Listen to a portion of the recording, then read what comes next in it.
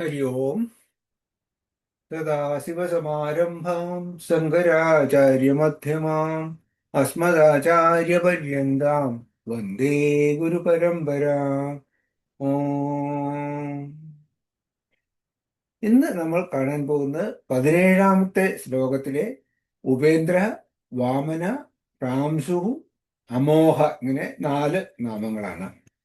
ശ്ലോകം ഇതാണ്: ഉപേന്ദ്രോ വാമനഃ പ്രാംശുർ അമോഘഃസുചിരൂർജിതഃ അതീന്ദ്രഃ സംഗ്രഹഃ സർഗോ ധൃതാത്മാ നിയമോ യമഃ.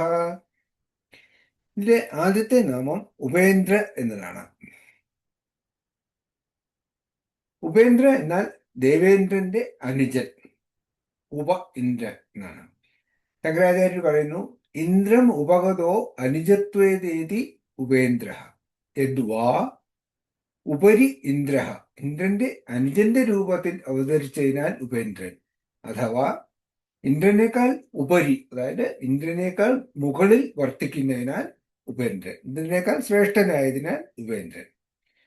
ദേവേന്ദ്രന്റെ അനുജൻ എന്ന അർത്ഥത്തിലും ദേവേന്ദ്രനേക്കാൾ ശ്രേഷ്ഠൻ എന്ന അർത്ഥത്തിലും ഉപേന്ദ്ര എന്ന് പറയാം. ദേവേന്ദ്രൻ ഉൾപ്പെടെയുള്ള ദേവന്മാരെല്ലാം കശ്യപന്റെയും അദിതിയുടെയും പുത്രന്മാരാണ്. തന്റെ വാമനാവതാരത്തിൽ മഹാവിഷ്ണു കശ്യപന്റെയും അദിതിയുടെയും പുത്രനായി ദേവന്മാരുടെ അനുജനായിട്ടാണ് അവതരിച്ചത്. അതിനാൽ ദേവേന്ദ്രന്റെ അനുജൻ എന്ന അർത്ഥത്തിൽ ഉപേന്ദ്രൻ എന്ന് പറയുന്നു. ശ്രീകൃഷ്ണ അവതാരത്തിൽ ഗോവർദ്ധന പർവ്വതം ഉയർത്തി ഗോകുലത്തെയും ഗോപന്മാരെയും ഇന്ദ്രന്റെ കോപത്തിൽ നിന്ന് രക്ഷിച്ച് ഇന്ദ്രന്റെ അഹങ്കാരം ശമിപ്പിച്ചു.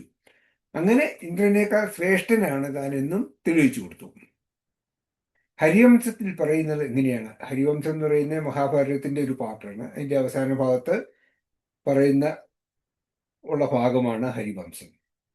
മമോപരി യഥേന്ദ്രസ്ത്വം സ്ഥാപിതോ ഗോഭിരീശ്വര ഉപേന്ദ്ര ഇതി കൃഷ്ണ ത്വാം ഗാസ്യന്തി ഭുവി ദേവതാഹ.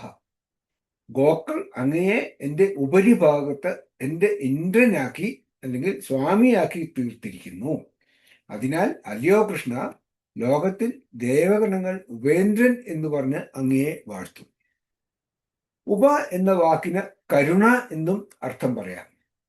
അങ്ങനെയാവുമ്പോൾ സദാ കരുണാമയനായ ഭഗവാനെ കരുണയുടെ നാഥൻ എന്ന അർത്ഥത്തിൽ ഉപേന്ദ്ര എന്ന് വിളിക്കാം.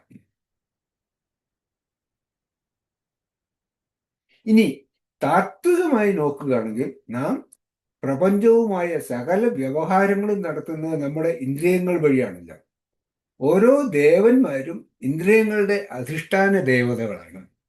അതിനാൽ ദേവന്മാരെ നമ്മുടെ ഇന്ദ്രിയങ്ങളായി തന്നെ എടുക്കാം. എല്ലാ വ്യവഹാരങ്ങളും ഇന്ദ്രിയങ്ങൾ വഴിയാണ് നടക്കുന്നതെങ്കിലും നമുക്കത് അനുഭവത്തിൽ വരണമെങ്കിൽ മനസ്സിന്റെ സാന്നിധ്യം വേണം. അപ്പോൾ മനസ്സാണ് ഇന്ദ്രിയങ്ങളുടെ നാഥൻ എന്ന് പറയാം. അതായത് ഇന്ദ്രനാണ് മനസ്സ്. ഇന്ദ്രിയങ്ങളുടെ നാഥൻ ആയതുകൊണ്ട് ദേവന്മാരുടെ നാഥനായ, ദേവന്മാരുടെ രാജനായ ദേവേന്ദ്രനാണ് മനസ്സ്. ഈ മനസ്സിനും ചൈതന്യം ലഭിക്കുന്നത് അന്തരാത്മാവായ ഭഗവാനിൽ നിന്നാണ്. അങ്ങനെ ഭഗവാനാണ് മനസ്സിനേക്കാൾ അല്ലെങ്കിൽ ഇന്ദ്രനേക്കാൾ ശ്രേഷ്ഠൻ. ഇങ്ങനെ ഒരു താത്വികമായ അർത്ഥവും ആ ഉപേന്ദ്ര എന്ന നാമത്തിന് പറയാം. അടുത്തത് വാമനൻ എന്നതാണ്. ഉയരം കുറഞ്ഞവൻ അല്ലെങ്കിൽ ശ്രേഷ്ഠൻ, ഇങ്ങനെ രണ്ടർത്ഥം വാമനൻ എന്ന വാക്കിനുണ്ട്. ശങ്കരാചാര്യർ പറയുന്നത്, ബലിം വാമനരൂപേണ യാചിതവാനിതി വാമനഃ സംഭജനീയ ഇതി വാ വാമനഃ മധ്യേ വാമനമാസീനം വിശ്വേ ദേവാ ഉപാസതേ ഇതി മന്ത്രവർണ്ണാത്. വാമനന്റെ വേഷത്തിൽ മഹാബലിയോട് യാചിച്ചതിനാൽ വാമനൻ, അഥവാ നല്ലപോലെ ഭജിക്കപ്പെടേണ്ടവൻ ആകയാൽ വാമനൻ. മധ്യഭാഗത്ത് സ്ഥിതി ചെയ്യുന്ന വാമനനെ വിശ്വദേവന്മാർ ഉപാസനം ചെയ്യുമെന്ന് കഠോപനിഷത്തിൽ പറഞ്ഞിരിക്കുന്നു. ആ കഠോപനിഷത്ത് വചനം അനുസരിച്ചും വാമനൻ എന്ന പേര് വരും. ഉയരം കുറഞ്ഞവൻ എന്നും ആരാധിക്കപ്പെടേണ്ടവൻ എന്നും രണ്ടർത്ഥം ഈ പദത്തിനുണ്ടല്ലോ. വാമനാവതാരത്തിൽ കശ്യപന്റെയും അദിതിയുടെയും മകനായി ജനിച്ച വാമനൻ ഉയരം കുറഞ്ഞ ഒരു കുട്ടിയായിട്ടാണ് അവതരിച്ചത്. എന്നാൽ മഹാബലിയോട് ഭിക്ഷ യാചിക്കാൻ പോകുമ്പോൾ ഈ കുട്ടിയായിരുന്ന വാമനൻ തന്നെ വളർന്നു വലിയ ആകൃതിയിലായി. സംഭജനീയൻ എന്നാൽ എല്ലാവിധ പൂജകൾക്കും അർഹനായവൻ എന്നാണ് അർത്ഥം. അല്ലെങ്കിൽ എല്ലാ പൂജകളും ആരാധനകളും ആരിലാണോ എത്തിച്ചേരുന്നത് ആ ഭഗവാൻ.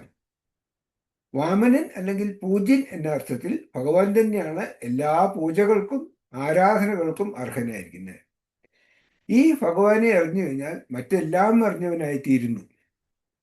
കഠോപനിഷത്തിൽ പറഞ്ഞിരിക്കുന്നത് എങ്ങനെയാണ്? ഊർധ്വം പ്രാണമുന്നയതി ആവാനം പത്യ ഗസ്യതി മധ്യേ വാമനമാസീനം വിശ്വദേവ ഉപാസത്തെ. ഹൃദയമധ്യത്തിലിരുന്ന പ്രാണവൃത്തിയായ വായുവിനെ മേലോട്ടും അപാനവൃത്തിയായ വായുവിനെ കീഴോട്ടും വ്യാപരിച്ചുകൊണ്ടിരിക്കുന്ന പൂജ്യനായ ആ ആത്മാവിനെ എല്ലാ ദേവന്മാരും സേവിക്കുന്നു. മനസ്സിനുള്ളിൽ ബുദ്ധിയിൽ തിളങ്ങുന്ന ഈ ആത്മാവിനെ പൂജിക്കാൻ എന്ത് പൂക്കളാണ് ഉപയോഗിക്കുക? പഞ്ചജ്ഞാനേന്ദ്രിയങ്ങളിൽ കൂടെ മനസ്സ് വഴി ഹൃദയത്തിൽ അല്ലെങ്കിൽ ആത്മാവിലെത്തുന്ന ഓരോ അനുഭവങ്ങളും, കണ്ണുവഴി എത്തുന്ന രൂപവർണ്ണങ്ങളും, നാസിക വഴി എത്തുന്ന സുഗന്ധങ്ങളും, ചെവി വഴി എത്തുന്ന ശബ്ദങ്ങളും എല്ലാം ഒരു പൂക്കൾ എന്ന പോലെ ആത്മാവിന്റെ പാദങ്ങളിലാണ് വീഴുന്നത്. ശിവമാനസ പൂജയിൽ എത്ര മനോഹരമായിട്ടാണ് പറഞ്ഞിരിക്കുന്നത്. ആത്മാത്വം ഗിരിജാമതിശകചരാ പ്രാണാശരീരം ഗൃഹം പൂജാദേ വിഷയോഗഭോഗരചന നിദ്രാസമാധിസ്ഥിതി സഞ്ചാരപദയോ പ്രദക്ഷിണവിധി സ്തോത്രാണി സർവാഗിരോ യജ്ഞകർമ്മ കരോമി തത്തദഖിലം സംഭോതവാരാധനം. ഹേ ശംഭോ, അവിടുന്ന് തന്നെയാണ് ആത്മാവ്. എൻ്റെ മനസ്സ് അവിടുത്തെ പ്രിയ ഗിരിജയും, എൻ്റെ പ്രാണൻ അവിടുത്തെ സഹചരന്മാരും, എൻ്റെ ശരീരം അവിടുത്തെ ഇരിപ്പിടവുമാണ്. എൻ്റെ ഓരോ അനുഭവങ്ങളും അവിടുത്തേക്കുള്ള പൂജയും, നിദ്ര സമാധിയും, നടക്കുന്ന വഴിയൊക്കെ അവിടുത്തെ പ്രദക്ഷിണവുമായി തീരട്ടെ. ഞാൻ ഉച്ചരിക്കുന്ന ഓരോ വാക്കും അവിടുത്തെ സ്തോത്രങ്ങളും, ഞാൻ ചെയ്യുന്ന ഓരോ പ്രവൃത്തിയും അവിടുത്തെ ആരാധനയും ആയി തീരട്ടെ. ഇതാണ് ശിവമാനസ പൂജയിൽ പറയുന്നത്. അടുത്ത നാമം പ്രാംസു എന്നത് വലിപ്പത്തിനെ സൂചിക്കുന്നതായിട്ടുണ്ട്. ഇവിടെ വാമനൻ എന്ന വാക്ക് ഉയരം കുറഞ്ഞത് എന്ന അർത്ഥത്തിൽ എടുക്കുന്നതായിരിക്കും കൂടുതൽ ചേരുന്നത്. അടുത്ത നാമം പ്രാംസു എന്നാൽ വളരെ ഉയരം ഉള്ളവൻ എന്നാണ്. ശങ്കരാചാര്യ പറയുന്നു, സ ഏവം ജഗത്രയം ക്രമമാണഃ പ്രാംസു അബോധി ഇതി പ്രാംസുഹു. അദ്ദേഹം തന്നെ 3 ലോകങ്ങളെയും അതിക്രമിക്കുന്ന സമയത്ത് പ്രാംസു അഥവാ ഉയരമുള്ളവൻ ആകയാൽ പ്രാംസു എന്ന നാമം വന്നു. ഒരു ചെറിയ ബാലനായി ഉപേന്ദ്രനായി വന്ന വാമനനാണ് വളർന്ന് വലുതായി 3 ലോകവും അന്ന് മഹാബലിയുടെ അഹങ്കാരത്തെ ശമിപ്പിച്ചത്. വലിയ രൂപത്തോടു കൂടിയവനാണ് പ്രാംസു. ഉപേന്ദ്ര, വാമന, പ്രാംസു ഇതെല്ലാം പരസ്പരം ബന്ധമുള്ള നാമങ്ങളാണ്. ഭഗവാന്റെ ഈ വളർച്ചയെ ഹരിവംശത്തിൽ വളരെ നന്നായി വർണ്ണിച്ചിട്ടുണ്ട്. ഭഗവാൻ തന്റെ വിശ്വരൂപം പ്രദർശിച്ചപ്പോൾ ഭൂമി പാദങ്ങളും ആകാശം ശിരസുമായിരുന്നു. സൂര്യചന്ദ്രന്മാർ ഭഗവാന്റെ കണ്ണുകളായിരുന്നു. എന്നാൽ ആദ്യ പാദത്തിൽ ഭൂമിയെ അളക്കുമ്പോൾ സൂര്യചന്ദ്രന്മാർ ഭഗവാന്റെ വക്ഷസ്ഥലത്തും, അടുത്ത സ്റ്റെപ്പിൽ ആകാശത്തെ അളക്കുമ്പോൾ സൂര്യചന്ദ്രന്മാർ നാഭിയിലുമായിരുന്നു. അപ്പൊ ആ വലിപ്പം എങ്ങനെയാണ് കൂടിക്കൂടി പോകുന്നത് എന്നാണ് കാണിക്കുന്നത്. എന്നിട്ടോ ദേവലോകം അളക്കുമ്പോൾ ഭഗവാന്റെ കാൽമുട്ടിന് താഴെയായിരുന്നു സൂര്യചന്ദ്രന്മാർ. ഇങ്ങനെ വളർന്നു വളർന്നു വലുതായ രൂപമാണ് പ്രാംസു എന്ന് പറയുന്നത്. ഭഗവാൻ തന്റെ വിശ്വരൂപ ഭാവത്തിൽ വളരെ വലുതായതിനാൽ അതിന്റെ തുടക്കമോ ഒടുക്കമോ മധ്യമോ കാണാൻ സാധിക്കില്ല. ആദി മധ്യാന്തങ്ങളില്ലാത്ത വിശ്വരൂപം ദർശിച്ച അർജുനൻ ഇങ്ങനെയാണ് അത് വിവരിച്ചത്. നാന്തം ന മധ്യം ന പുനസ്തവാദിം പശ്യാമി വിശ്വേശ്വര വിശ്വരൂപ. ഹേ ജഗന്നിവാസ, ഹേ വിശ്വരൂപ, എനിക്ക് നിന്റെ ആദ്യമോ അന്തമോ മധ്യമോ ഒന്നും തന്നെ കാണാൻ പറ്റുന്നില്ലല്ലോ. ഭഗവാന്റെ വലിപ്പം അത്ര വളരെയായതുകൊണ്ട് അതിന്റെ തല എവിടെയാണ് എന്ന് കാണാൻ സാധിക്കില്ല. ഇത് ആദി ദൈവിക രൂപമായിട്ടാണ് പറയുന്നത്. തലയും കാലുകളും കാണാൻ പറ്റുന്നില്ല എന്ന് പറഞ്ഞാൽ ഭഗവാനല്ലാതെ മറ്റൊന്നും ഇല്ലാത്തത് കൊണ്ടാണ് അന്തര്യാമിയായിരിക്കുന്ന ഈ ഭഗവാൻ വാമനനും ബാക്കിയെല്ലാം ഭ്രാംസുവുമാണ്. അടുത്ത നാമം അമോഘ എന്നതാണ്. ഇതേ നാമം 110-ാമത്തെ നാമത്തിൽ നമ്മൾ കണ്ടു. തന്റെ പ്രവൃത്തികൾ എപ്പോഴും സഫലമാക്കുന്നവൻ എന്നാണ് ഇവിടെ ഈ നാമത്തിന്റെ അർത്ഥം വരുന്നത്. ശങ്കരാചാര്യർ പറയുന്നു, ന മോഹം ചേഷ്ടിതം യസ്യ സഹ അമോഘ. മോഹം അല്ലെങ്കിൽ വ്യർത്ഥമാകാത്ത പ്രവൃത്തികളോടുകൂടിയവൻ അമോഘൻ. നേരത്തെ 110-ാമത്തെ നാമത്തിൽ ഇതിന് ഇഷ്ടഫലം തരുന്നവൻ എന്നാണ് അർത്ഥമെടുത്തത്. ഇവിടെ തന്റെ പ്രവൃത്തികൾ ഒന്നും തന്നെ ഒരിക്കലും വൃഥാവിൽ ആകാത്തവൻ എന്ന അർത്ഥമാണ്. ഭഗവാന്റെ ആഗ്രഹങ്ങളും പ്രവൃത്തികളും എപ്പോഴും അർത്ഥവത്തും ഫലവത്തും ആയിരിക്കും. ഭഗവാൻ സത്യസങ്കല്പനാണ്. അതായത് സങ്കല്പ മാത്രയിൽ തന്നെ സകലതും ഫലവത്താകുന്നു. അതുപോലെ തന്നെ പ്രവൃത്തിയിലും ഭഗവാൻ സത്യക്രിയാവാൻ ആണ്. അദ്ദേഹത്തിന്റെ പ്രവൃത്തികളൊന്നും വെറുതെയാകുകയില്ല. തൈത്തിരീയ ഉപനിഷത്തിൽ പറയുന്നു, യദ്വൈ തത് സുകൃതം. ഭഗവാൻ സൃഷ്ടിച്ചതെല്ലാം മഹത്വമേറിയതാണ്. ഭഗവാന്റെ അവതാരങ്ങളും എല്ലാം ഓരോ ഉദ്ദേശത്തോടു കൂടിയതും അതെല്ലാം ഫലപ്രദവും ആയിരിക്കും.